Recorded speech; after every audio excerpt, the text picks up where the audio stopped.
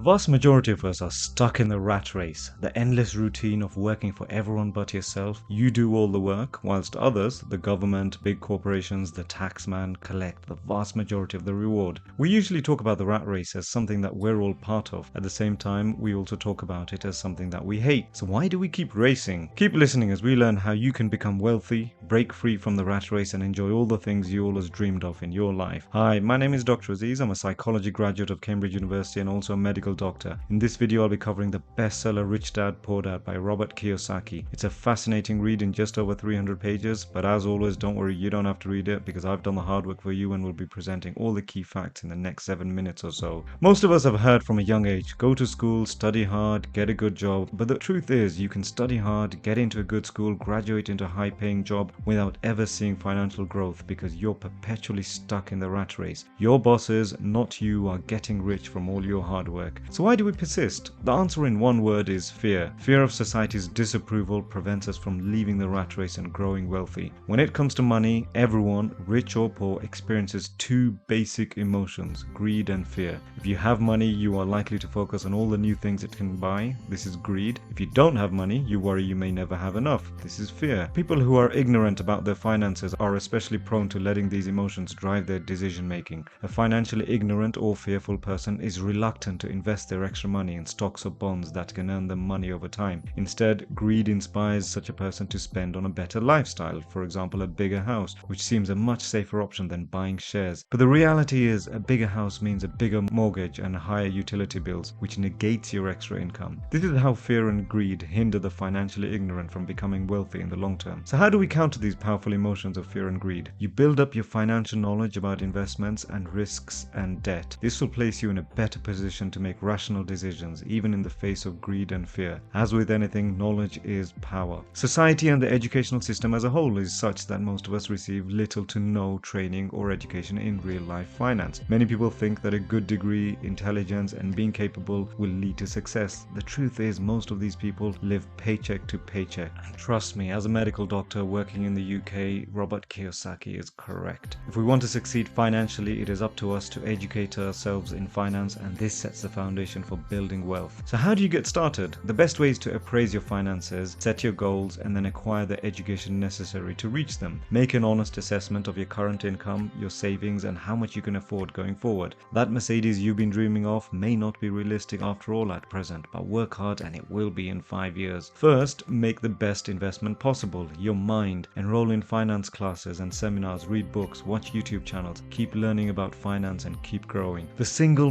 biggest change most people can make is to take risks. He who dares wins. All financially successful people have taken risks to get to where they are. Instead of playing it safe, try investing your money in stocks or bonds. While these can be more risky than a typical bank savings account, they have the chance of generating much more wealth. If you don't want to invest in the stock market, then there are any number of other investments such as real estate. Yes, there is the risk with investments, you can lose, but if you never change anything, nothing will ever change. The journey to wealth is long, so you need to keep motivated, keep your spirits up, and stay consistent. There will be hurdles along the way, such as when the stock you invested in tumbles. One way to motivate yourself is to make a list of wants and don't wants for your personal preferences. E.g., I do not want to end up like my parents. I want to be debt-free within 3 years. Another tip from Robert Kiyosaki is to pay yourself first. Buy what you want before paying the bills. Although this may sound counterintuitive, it will actually help you gauge how much you really need to pay the bills. There are two personality traits that can prevent you from becoming financially successful. They are laziness and arrogance. Laziness doesn't necessarily mean slouching around like Homer Simpson. A businessman working 80 hours a week but ignoring his family may end up in a costly divorce. He is being emotionally lazy. Arrogance, in the financial context, can also be dangerous. You may end up buying too many of the wrong shares or are too stubborn to accept your losses and sell when you should. A key point that the author, Robert Kiyosaki, really labors on is the difference between assets and liabilities. Quite simply, an asset is something that makes you money, a liability is something that costs you money. So clearly you're more likely to become wealthy if you invest in assets. These can include businesses, stocks, bonds, pretty much anything that produces income, appreciates over time, and can be sold readily. When you invest in assets, essentially you've turned the tables on the rat race. Your dollars become employees working to create income for you. Your goal should be to get your income as high as above your expenses as possible and then to reinvest the excess income into your assets, employing even more dollars to work for you. Many people get confused between assets and liabilities. Remember, a liability liability is something that costs you money. A house, therefore, is actually one of the biggest liabilities that you can have. Buying a house often means a lifetime of work to pay the mortgage off. This work, mortgage, literally means death pledge in Latin. This works against you in two ways. First, a big chunk of your income is taken away every month. Second, that chunk could have been used to make investments. In sum, only invest in assets which puts money in your pocket and avoids or limits liabilities which take money out of your pocket. Remember, someone who earns $1 million and spends 1.1 million is only going downhill. You must differentiate between your profession and business. Your profession is essentially your 40-hour-a-week job that pays the bills. To achieve wealth, you must build a business while simultaneously working at your profession. Yes, a side hustle. For example, a chef working 5 days a week uses that money to get by, but also invests in real estate or stock trading. In sum, your profession pays the bills, your business is what will make you wealthy. As a final point, Robert Kiyosaki advocates that you make an effort to understand the tax system. Yes, boring, but it could potentially save you thousands every year. There are many legal ways to save on taxes, with plenty of loopholes and legal tricks, but you have to educate yourself on what these are and utilize them. A good step up from this book is The 4-Hour Workweek by Tim Ferriss, which I'll link here on the right. An animated summary of this has been carried out on this channel, and you can watch it here.